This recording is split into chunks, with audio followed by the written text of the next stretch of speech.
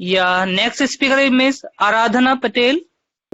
Hello everyone, my name is Bhavna and I am pursuing my Masters in Clinical Microbiology from Lovely Professional University.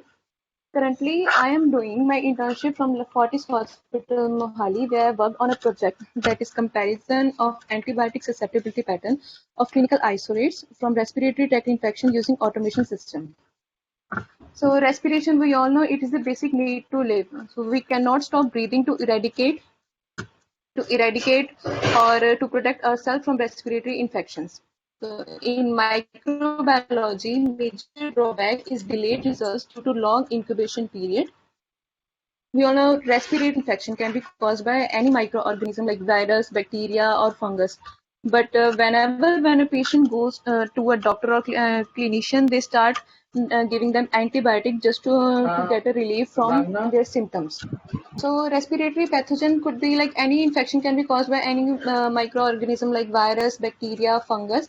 But whenever we went for any doctor for checkup, they start giving us antibiotics just to get relief from the basic like symptoms. So giving more antibiotics leading to a resistance mechanism, and also it is the major cause to the delayed results in microbiology. Traditional methods that we are using for antibiotic susceptibility, like disc diffusion or e-test, they are taking the longer time. That is where advantage of automation comes. Like more number of samples we can run, we can perform in less number of time. So sooner the results are provided and sooner the appropriate treatment can be started. So first automation is BD automation.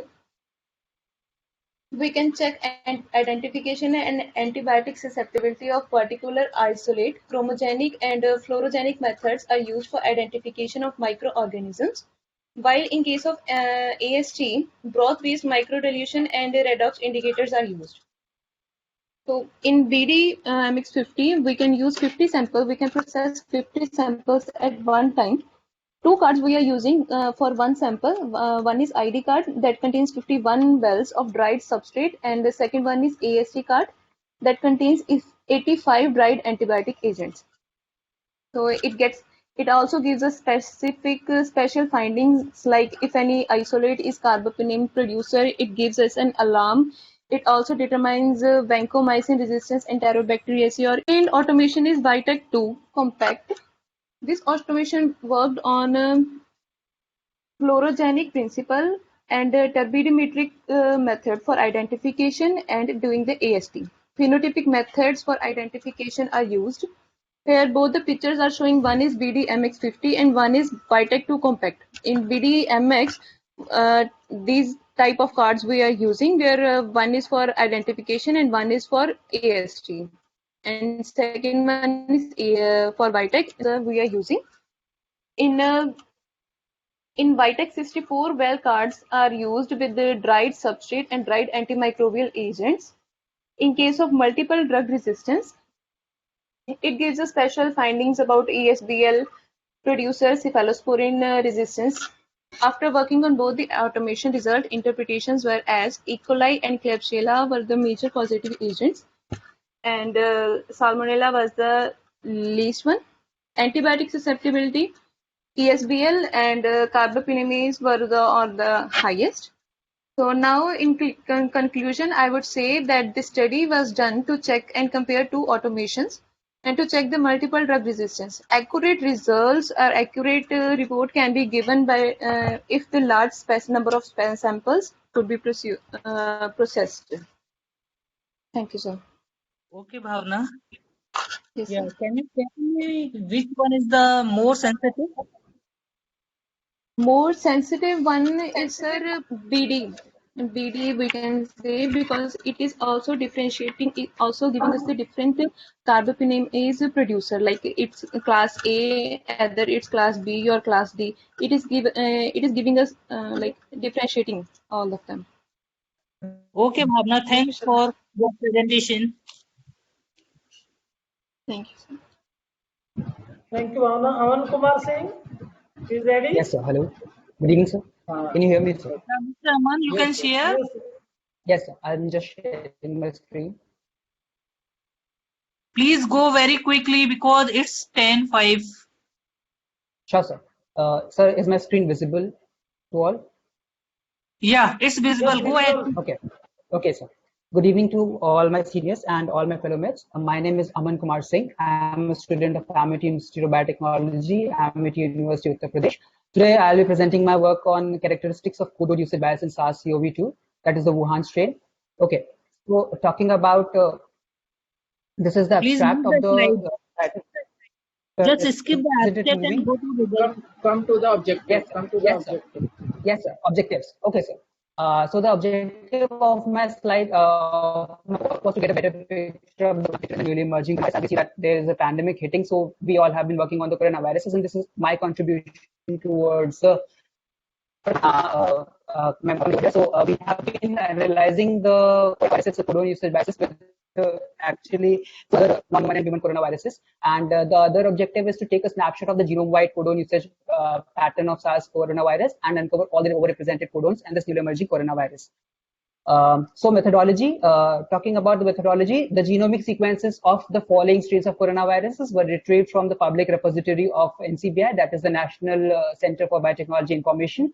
The 5 strains that were taken into account were the SARS coronavirus Wuhan strain, SARS coronavirus Albany strain, the TOR2 strain, MERS strain, and the bat coronavirus strain. First of all, we all know about Perl, that is the practical extraction reporting language that was used to separate the annotated sequences downloaded from NCBI to annotations in sequences. After downloading the complete GenBank file for the designated sequence genomes, they were parsed using a tailor-made Perl program, which you can see the screenshots of the program that were used to separate the sequence and the annotation part into the CDS. With the help of these locations, corresponding sequences of each CDS was extracted and stored in an output file in FASTA format. Now, coming down to the results are very comprehensive, and I have an Excel sheet for it, but since I can't share the Excel sheet, so I'll be just sharing the screenshots over here. We can see when we analyze the genomes, we observe the structural proteins of all the genomes. So ORF1AB is the largest open reading frame, having ribosomal slippage for all the genes over here. Now, talking about the, I'm sorry, sir. The non-structural proteins, yes, sir. The non-structural proteins of all the viruses, namely nucleic acid proteins, wall envelope E proteins, and the membrane type of proteins, are involved in RNA replication and expression. Sir, hello. Yes, you can carry on. Yes, sir. Yes, sir. Okay. The other proteins that are the non-structural proteins are the N protein, E protein, and S protein and M protein. Depicted are the stable features of all the coronaviruses family. But since the study was actually conducted between all these proteins, and there was no any specific deviations from the normal trends, so we had to go for protein by protein, so that we can see the RSU values, that is the relative codon synonymous usage values, relative synonymous codon usage values for all these proteins. Talking about the first protein, that is now we can see that this is the GAC codon, that is and GA codon that code for the amino acid.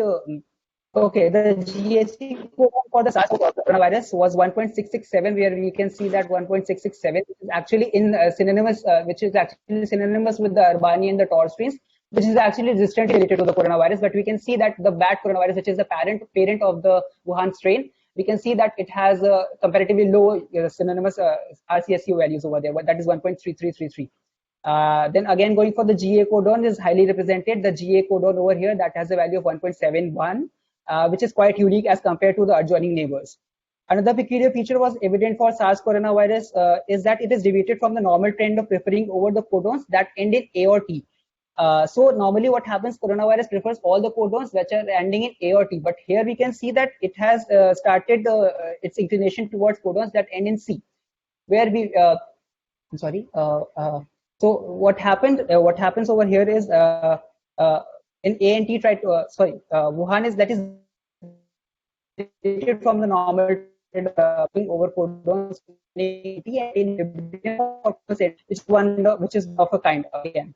Value for TC and that is that value, and the TCC values again 1.2 is actually unique and C ending for this coronavirus over here. Now talking about the ORF3A frame, where we can see the ORF3A frame. This is ORF3 written here, but Aman, please summarize. Okay, sir. what happened over Aman, here, see that Aman, summarize when everything. coronavirus is, yes, sir, yes, sir. Okay. First, all the photons where we can see that it is after the study, it was summarized that coronavirus is distantly related to virus, but it is actually very much related to the bad coronavirus or the Wuhan strain or the other two strains taken into. We can say, depending on photo use, we can say that actually giving us the analysis of the architecture of the clone bias, and we can actually take into account this clone biasness to develop vaccine in further studies. I mean, Because time up. to develop we should that are actually, yes, Conclusion. sir. Time up. It's the should be Your slide is not moving. that I think it's the last slide.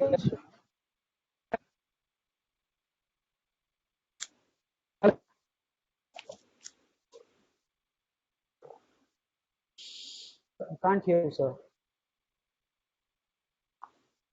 Have you completed your presentation? Right.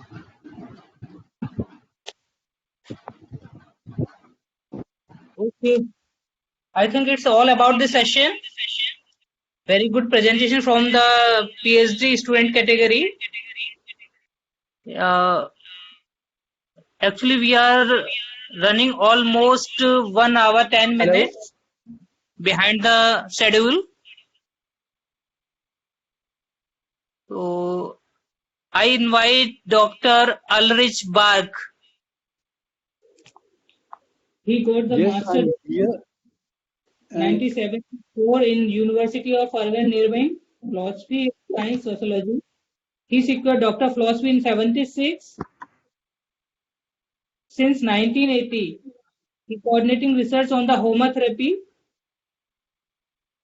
Since a couple of years, he worked in the various Indian institutes like Palampur Agriculture University, Kanpur University, and many more. He has published 30 plus publications in the Journal of International Repute.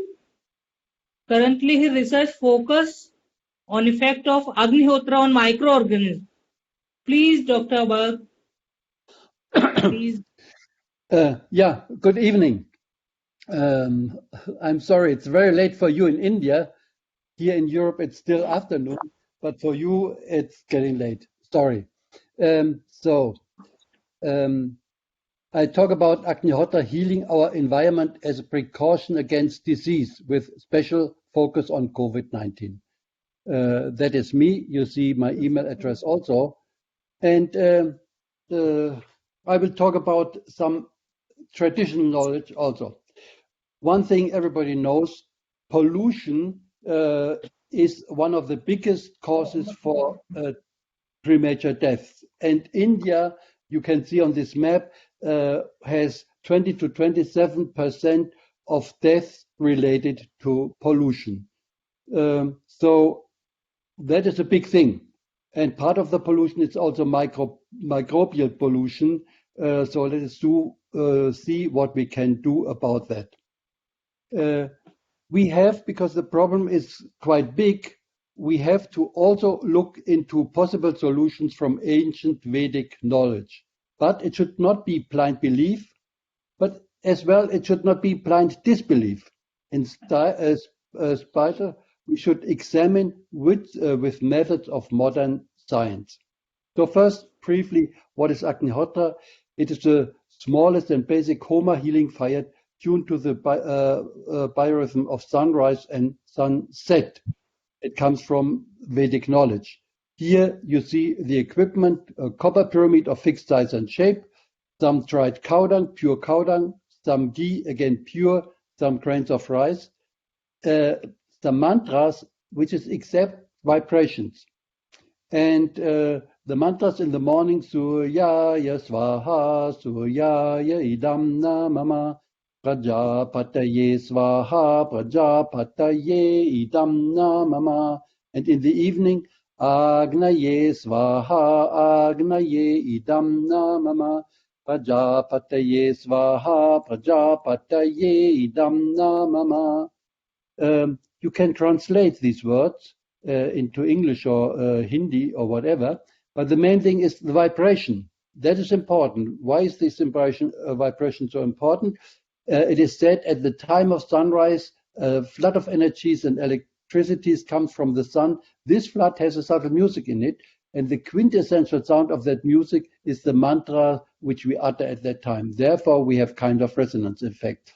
And what happens is a channel is created through all the atmosphere, and prana energy comes through this channel and creates an aura energy field around all plants. This is why plants get nutrition, they get disease resistant. When the flame dies, all this energy comes back and is kept in the Agnota Ash. This is why the Agnota Ash has great healing powers.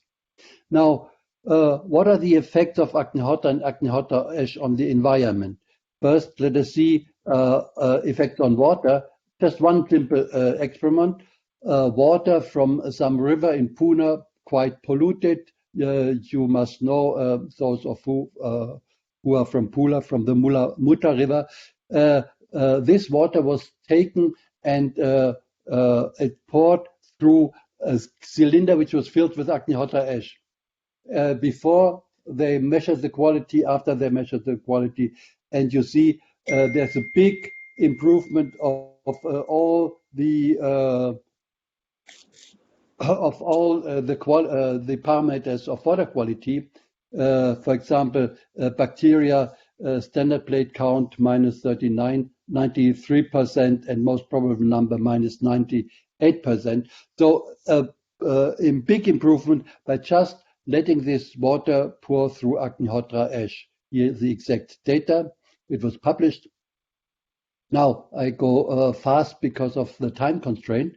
The soil, important for the soil is the soil needs to be rejuvenated from the bottom up, from microorganisms like viruses, bacteria, fungi, algae, and so on. And that is done by Agnota and homotherapy. That was one experiment done. They added 1% of Agnota Ash to the soil, and the beneficial bacteria, like nitrogen-fixing bacteria, increased 100 times, and phosphorus-solubilizing bacteria even 1,000 times. And at the same time, fungal flora, harmful fungal flora, was controlled. So that is the effect of Agnota and Agnota Ash on soil. The useful, beneficial microbes, they grow better, and the other ones, they are controlled. Here the data, that again about some other microbes, again the same thing. The beneficial microbes increase, and the harmful microbes, they are controlled. Now let us come to the subject of Corona, because that is nowadays important for everybody. So how can Agnota help?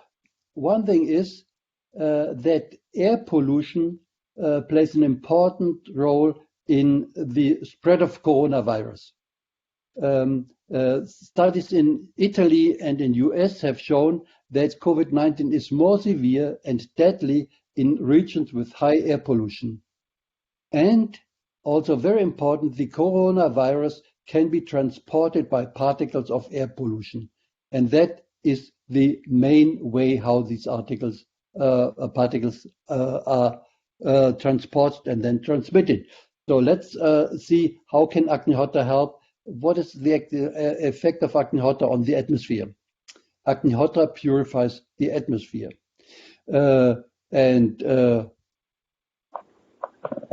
We have, so Agnota can reduces the probability of getting infected, number one. Second, it reduces pre and existing conditions, and thus leading to a less severe cause of COVID-19. And number three, it supports the body's immune system to overcome the infection. First, reducing the probability of getting infected. There is one example, one couple in Spain, they lived together with a third person in one household. This third person got infected, but they did not. And the doctor said it's nearly not possible if you live in the same household, share the same kitchen, the same bathroom, not to get infected. But what they did, they were performing Agnota regularly, so that helped. The ways of the transmitting the virus, this is what you know. But main thing is it goes through respiratory droplets and the mini droplets. And so it's very important to reduce the particles in the air, the particulate matter. The transmission by air is most important. Now, research has been done a lot on how Agnota helps with that. This research was mainly oriented towards bacteria in the air, and they show that there's a strong reduction of bacteria in the air when you perform Agnota. But as viruses, as well as the bacteria, they travel as they attach to these particles in the air, most likely they will also be reduced because the particles will be reduced. So here you see one graphics showing the reduction of particulate of microbes in the air after Agnota. Blue is before Agnota, red after Agnota. There were several studies which showed the same thing. And that is very important because that shows the reduction of these microbes in the air. Here you see some photos. As I said, there were many studies, even seeing from in different seasons. And here you see the photos before and after. And mind, the second photos were taken, the samples were taken 10 minutes or 20 minutes after Agnota. But actually, they should have waited for some hours because we know that the reduction continues to even up to 12 hours. So that will be even less. Now, another very important thing is not just the microbial load in the air, but also the particulate matter. And this was an experiment done in two universities, in Vikram University in Ujjain and in North Maharashtra University in Jalgaon. And you see SOX, NOx dropped after a couple of hours, but also the particulate matter dropped by approximately 30 to 40%. There was a small increase at the beginning because there's some smoke, creates some particulate matter, but still in the end, particulate matter was less. And that was done by just one Agnota. There's a reduction. So if there's less particulate matter, these all these microbes, including viruses, they don't have their means of transport. So definitely they will go down to the floor and then be neutralized. One possible explanation for this reduction in particulate matter and the reduction in the microbes in the air are the negative ions in the air, which are an indicator for air, for good air, for pure air, and Agnota increases this number. Normally, every smoke decreases. So one important point also is the effect of Agnota Ash on the virulence of bacteria. We have seen that capsule formation, hemolytic activity, and pigment formation all are reduced if the viruses are affected by Agnota Ash. And that means that the virulence of these bacteria is reduced. These experiments were done in Pune and Ferguson College. Here you see capsule formation, hemolysin production, pigment production, all were reduced by adding Agnota Ash. And the question is if you do the same thing with if a virulence of bacteria is reduced, then maybe also the virulence of viruses could be reduced, but that should be studied. Now, one more thing, effect of Agnota Ash on multi-drug resistant bacteria. Everybody knows that is a big problem all over the world, in all the hospitals especially, these multi-drug resistant bacteria. And often people come to the hospital with one disease, like a broken bone. They get there, the bone is repaired, but they get infected by some bacteria, and the normal treatments don't work. So many people even die because of these multi-drug resistant bacteria in hospital. So if there's a way how this could be tackled, would be great.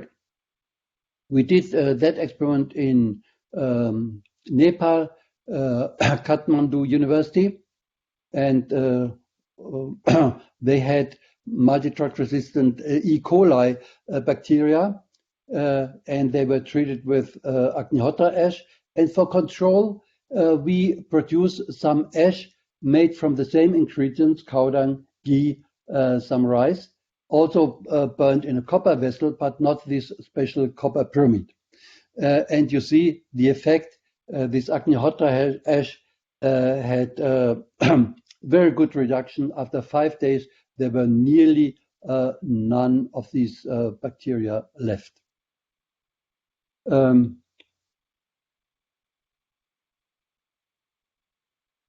So experiments with viruses, are a little bit more difficult, but it would be good to do experiments specifically on this COVID-19 virus. With other viruses, coronaviruses, some experiments have been done, and some reduction could be shown, but it's always difficult to get the effect of the ash to the virus, because this virus has to be, that is in cell lines, and in cell lines you cannot add Agnota Ash. That is the problem. But still, there was some good effect. One question is, can Agnota Ash damage the protective protein layer of the virus?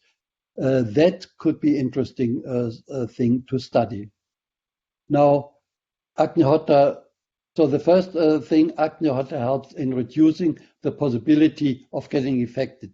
Second thing is, Agnota also reduces pre-existing conditions, and thus leading to a less severe cause of COVID-19. Because I don't know in India, but here in Europe, in the West, most people who died from this COVID-19 died because they had comorbidities. They had already existing diseases, and then the body was too weak to also deal with the COVID-19 virus. And Agnota has helped in so many of these diseases, like heart disease, high blood pressure, asthma, emphysema, chronic bronchitis, diabetes, cancer, and immune system deficiency. And if people don't have these pre-existing conditions, then their chance to just deal with the virus is much, much, much better. Here you see some samples. Because of time, I just go through them: asthma, diabetes, prostate cancer, lung tumor, many, many such things. And the immune system is boosted by Agnota. Why is it so? One important point for the immune system is stress, anxiety, and depression. They are very bad for your immune system. So if we can show that stress and anxiety is relieved by Agnota, then we are a big step further. And that exactly has been done. There was one study in Moscow showing that anxiety was reduced just by these people performing Agnota for 2 weeks. You see the red bars are anxiety before, the white bars anxiety after these 2 weeks. And then depression, the black bars depression before, and the green bars, depression after. So you see there's a big reduction both in anxiety and depression by just performing Agnihotра. Another study has been done in Santiago de Chile at some medical university. The students were very much under stress before a difficult exam. So they were divided to two groups. One was given Tai Chi. The other group was also given Tai Chi, but what they didn't know, next to that room, Agnihotра was performed. And there was a significant reduction in the stress between both groups had a reduction, also Tai Chi helped, but there was a significant difference, and the group where Agnihotра was done in next room, they got a much better reduction than the other group. Now, you can also see in your brain waves, this is the EEG before Agnihotра. You see most is better is the waves show the activity, and here beta comes down from nearly 70 to only 23%. And alpha waves, they show more relaxation. They go up from 17 to nearly 57%. So that shows very clearly Agnihotра reduces the stress. And that is very important because stress is always very bad for your immune system. If you haven't heard about Kirlian photography, that shows the same thing. Left, it was a photography of a thumb, and left you see there are a lot of holes in the aura of the thumb at the right side. Just a few minutes after Agnihottra, these holes are being closed. It shows the energy body of a person is healed through Agnihottra. Same thing with a very bad affected person. Now, again about the immune system to overcome the infection. There's one pilot study we did on HIV positive children. It was done in Mysore in India, and the overall health of these children improved a lot. You know, at the beginning of the study, they had often all kinds of infection diseases. The doctor had to come very, very often to that place. And after they started with Agnihottra, that stopped. And interesting, this study is the children, each of the children performed Agnihottra him or herself. So they all had their own pyramid and they performed it themselves. It was not just one person performing for everybody. And you see that there is a significant decrease in the viral load and also an increase in the CD4 protein level.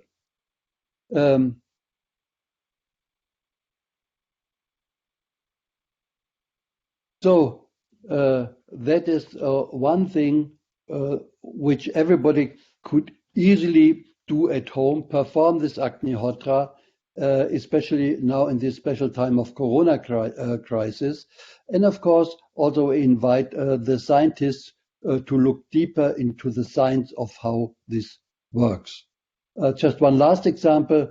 You all have heard of this big catastrophe in Bhopal, 1984, where thousands and thousands of people died.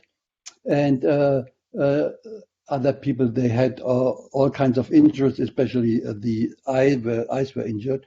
But those who performed Agnihottra daily in their houses, nothing happened to them. That was, at that time, big news in different newspapers.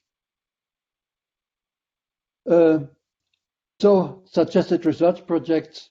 One thing is we could monitor people who perform Agnihottra and see how do they react to the coronavirus. Till now, there were very few who got infected and nobody got seriously ill by this virus. Then it would be very interesting to, like we did the study with bacteria, to measure the concentration of coronavirus in the air say, of a hospital where they have COVID-19 patients before Agnota and then after Agnota. That would be very interesting. Also checking the virus concentration on surfaces in such a hospital. In a lab, it could be to test the effect of both Agnota and Agnota Ash on this coronavirus and cell lines. And as a protection of nurses and doctors, this is such a major issue now. We propose, therefore, trials aimed specifically at this group of medical professions, means perform Agnihotra in a hospital, not just for the patients, but also for the nurses and the doctors. Some references and footnotes. Here my contact details. And mind if you take the email address or the website, Dr. Ulrich Berg at homatherapie.de. It is the German spelling, IE, not the English spelling with a Y. I'm happy to answer any questions. You can send me an email. Now I know we have very little time, so I rushed through your presentation. Sorry for that, but I do know it's now 10:30 already in India, getting late, so I didn't want to take more time. Thank you. Thank you, Dr. Ulrich Berg. We are very much thankful to you, and we have got a very nice presentation and a great knowledge about aromatherapy. Thank you once again, Dr. Ulrich Berg. Sure, my pleasure.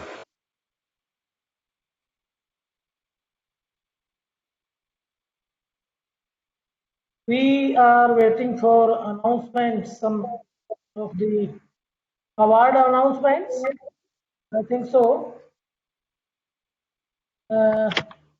Divakar, should we call?